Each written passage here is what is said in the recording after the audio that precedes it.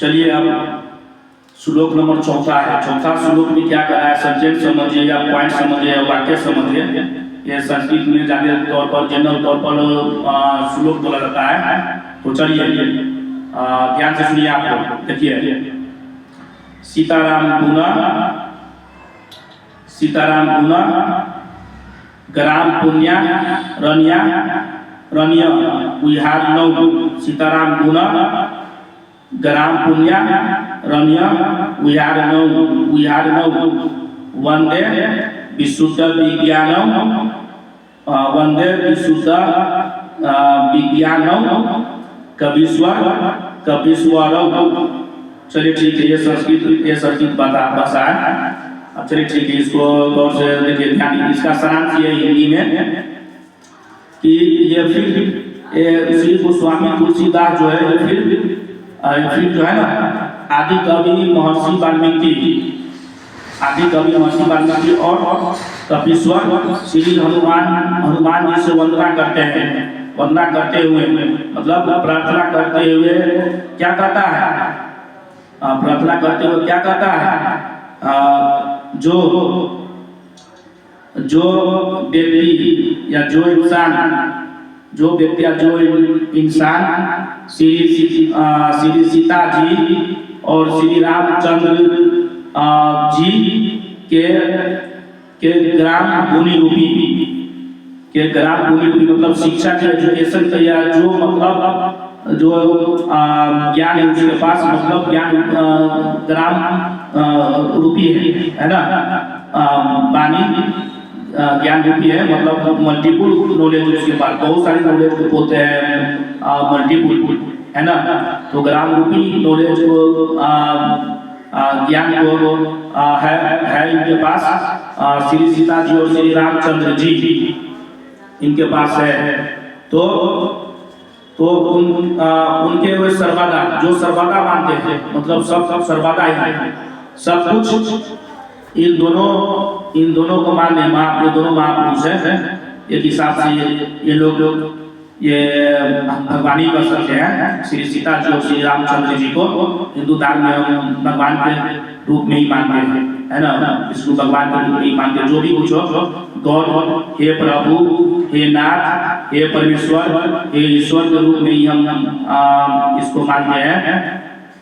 तो वो इसको अध्ययन जो करते हैं ना, इन दोनों व्यक्ति को मानते हैं सर्वश्रेष्ठ जो इंसान, जो पब्लिक इस धरती पे, इस अर्थ पे, इस पृथ्वी पे। तो वो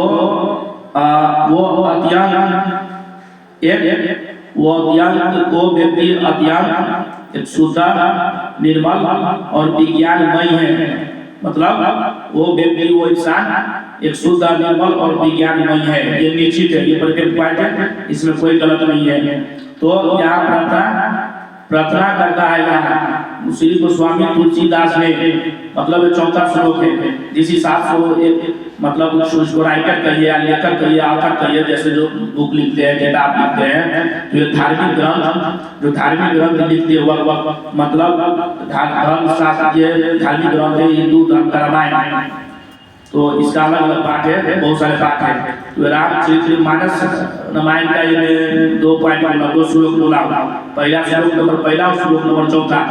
तो जो ये हिंदू धर्म का मतलब धार्मिक ग्रंथ है रामायण, धार्मिक ग्रंथ। सबसे पहले जो है आदि कवि भानु आचार्य लिखे हुए थे संस्कृत भाषा में।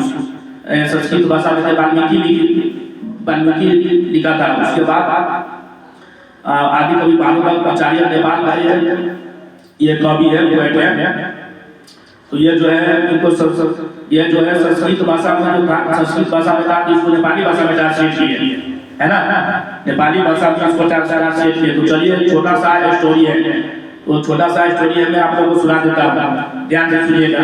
तो एक घासी दाई, मतलब घास करने वाली जो ये वन में गई थी, है ना, वन में गई थी। एक समय की बात थी, घास करने वाली औरत वन में गई थी, तो घास काट ली थी। तो मैं किताब में पढ़ा हूँ नेपाल में। तो 7 या 8 क्लास में या 6 क्लास में, तो याद नहीं, शायद 6 क्लास में नेपाली किताब में।